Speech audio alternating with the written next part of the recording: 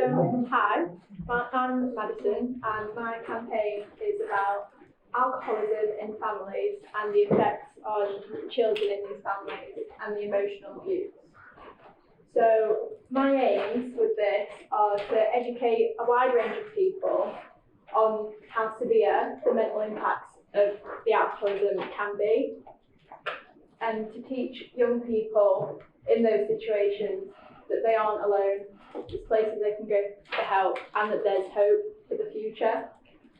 So my target audience would be the general public, just to educate and raise awareness on the topic, and the young people in the alcoholic families.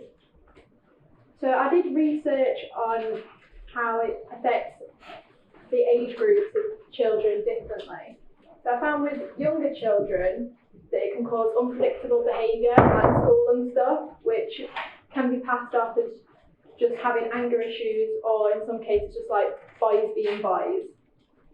And they find it difficult to make new friends, as sometimes the alcoholic parents or siblings can put them down and make them feel small. So them trying to make new friends would be difficult from fear of being blamed for problems or being judged. They might have fear of going to school or leaving the house from embarrassment, as their parents might not be able to take care of them hygiene-wise, and they might think that the abuse is a normal thing and they won't know any different, which should not be normal. The older children will have to take on a role of becoming a parent to their younger siblings, if they've got any, as well as juggling a social life and schoolwork. But some may not have a social life due to isolating themselves from the parents, or not going out and meeting friends, or not making friends, like I mentioned with the younger children. Their grades might drop because intoxicated parents can be loud and disruptive, and then homework and schoolwork is not a priority anymore. They can feel alone, get anxiety or depression from having no one to turn to. The parents that they should be able to turn to aren't there for them. In both younger and older children, the problems can be carried into adulthood, and then worsen, as they're no longer seen as vulnerable and aren't able to access the same level of support that they would from being younger.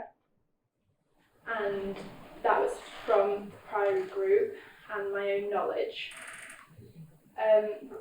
About alcoholism being genetic, there's not a straightforward answer.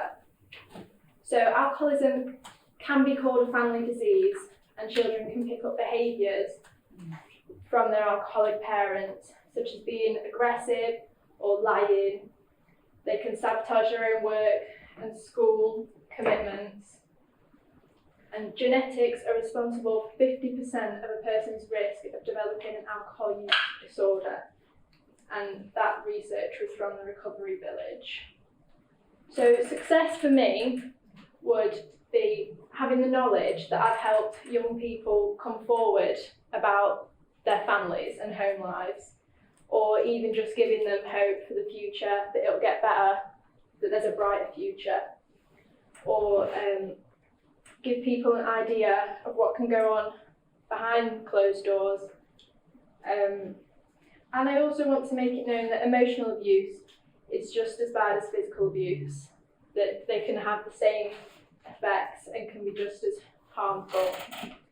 So I've put some websites and stuff of who can help. So the corner is for drug and alcohol service if the children pick up the same addictions from their parents.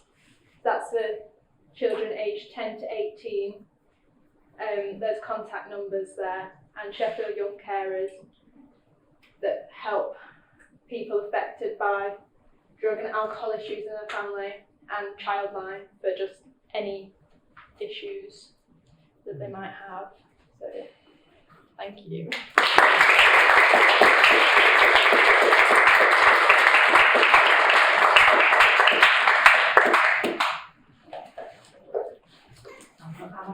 Madison, I think you're really brave to talk about that subject, and I really commend you for that, because it's quite an emotive subject. From my personal experience, my best friend's mum was a very severe alcoholic, so I really relate to what you talked about there in terms of her having to raise her sibling, her being embarrassed about letting people come back to her house because she never knew what state of mum would be in when we went back there, and how it's affected her in terms of her ability to lots of different things. So I really, really empathise with that. I think it's really important to talk about it and let children know, like you say. I don't think children in that situation realise that it's not normal, because you just accept the reality that's presented to you. And I think if she'd had more awareness of people she could talk to and people she could turn to, I think that would have helped her growing up, because she did suffer from anxiety and panic attacks, and that's kind of how it played out in her. So I think it's a really emotive subject, and I think it's really brave of you to shine a light on that. I suppose in terms of how we can help, what's your ask of us? How can we help you take this forward? Well, I suppose all I could really ask is like setting me up with companies that could help put my campaign forward and raise awareness and spread it around so more people are educated on the severity of it. I thought you mentioned about the target audience being the general population. I think where I would say potentially help you here is we work a lot with a lot of schools, part of the OCS programme, and the focus has been about young people not realising that this behaviour is potentially normal when you grow experiencing that. I think if Element Society can help you in contact with schools, and we can try and get in contact with schools and see what they think could be done more, because in my experience at school, the people that got the help were the ones that sort of shout the loudest. And I would have thought that perhaps if you're coming from an abusive home, that maybe that's going to make you quite quiet and deserve to maybe go under the radar. So yeah, I think we can put you in touch with schools and we can see what they think. Yeah, that'd be great, thank you. Hi, I'm here from Sheffield Young Carers, so it's very nice to see that you've mentioned us here. And obviously, we work with young people affected by alcohol abuse in the family. And so obviously we can link you in with some of those other young people. I think the point about schools is really, really important, because it's a massive stigma. It's really hard to talk about it. And the more we talk about it, the more people know where there's support. Not just support for the children, but where the support might be for the adult as well. Because if you can start making things better for the adult as well, that's going to help for the children in the family as well, isn't it?